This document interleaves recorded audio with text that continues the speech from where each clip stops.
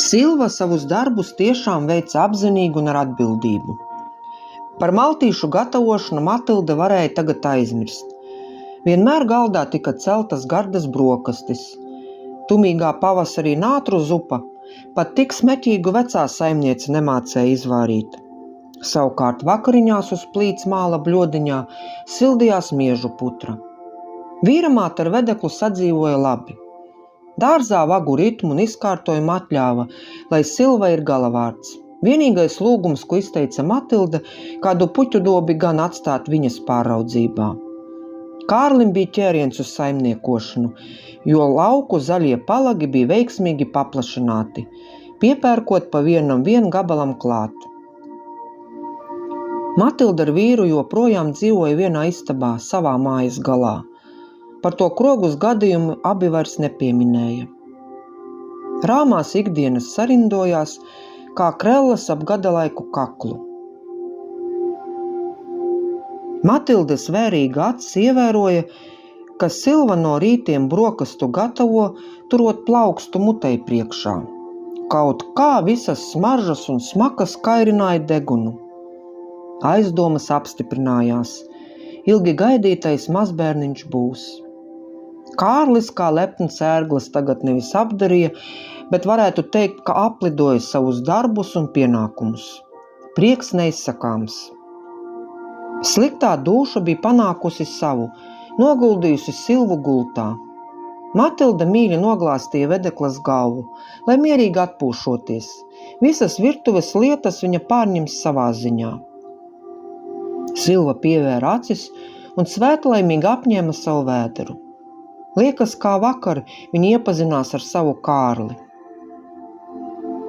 Tajā vakarā Silvai kaut kā negribējās uz to balli, bet draudzeņu pierunāta tomēr saposās un aizgāja. Uzvilkusi to puķaino kleitu, kur līdzinājās Matildes skaistajiem ziediem pie mājas sienas, kur tas soliņš. Silva devās draudzenēm līdz. Vakars silts, dejot izslāpušo ar daudz. Jo cik tad to vakaru ir, kad rīko dejas? Muzikanti sparīgi rāva vaļā meldiņus, it kā iedrošinot puišus uzlūgt noskatītās meitenes. Deju placis izskatījās, it kā būtu sadalīts divās komandās.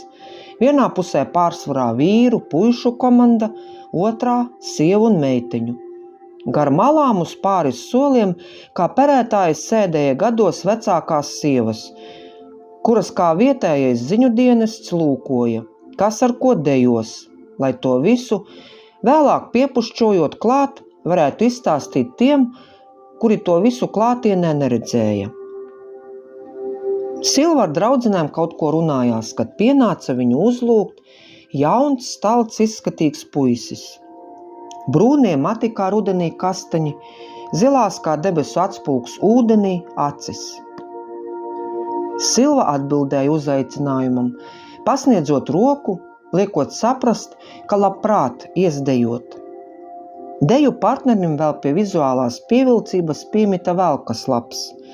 Māka labi vadīt deju soli un uzturēt sarunu. Neuzbāzīgi, ļaujot Silvai gan iejusties klausītājas lomā, gan stāstītājas. Kā zupā, kad sāls, ir ne pa daudz, ne pa maz, tieši kā vajag.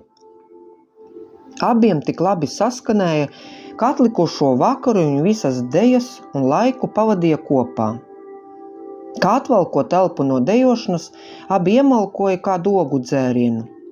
Silvas kavalieris uz stiprākiem dzērieniem neskatījās. Rītausma kā stingra saimniece visiem lika saprast, ka lustēšanai ir jābeidzas.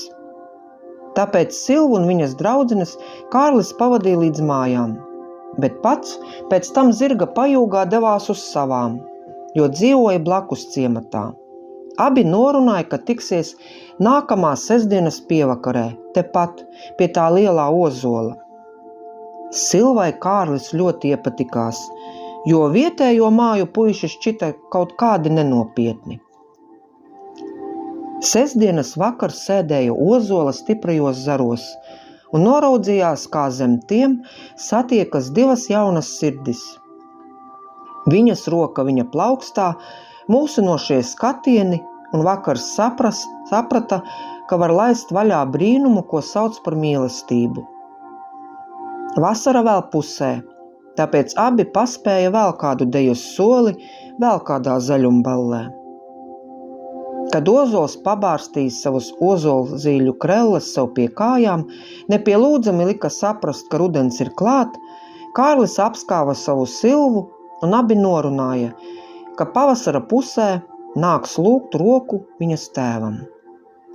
Silvas tēvs bija tāds paskarbas dabas, tāpēc meitene ļoti uztraucās, vai ar šādu attieksmi neizbaidīs bildinājuma teicēju. Kārļa iecerētās tēvs bija pazīstams kā tās apkārtnes labs kurpnieks.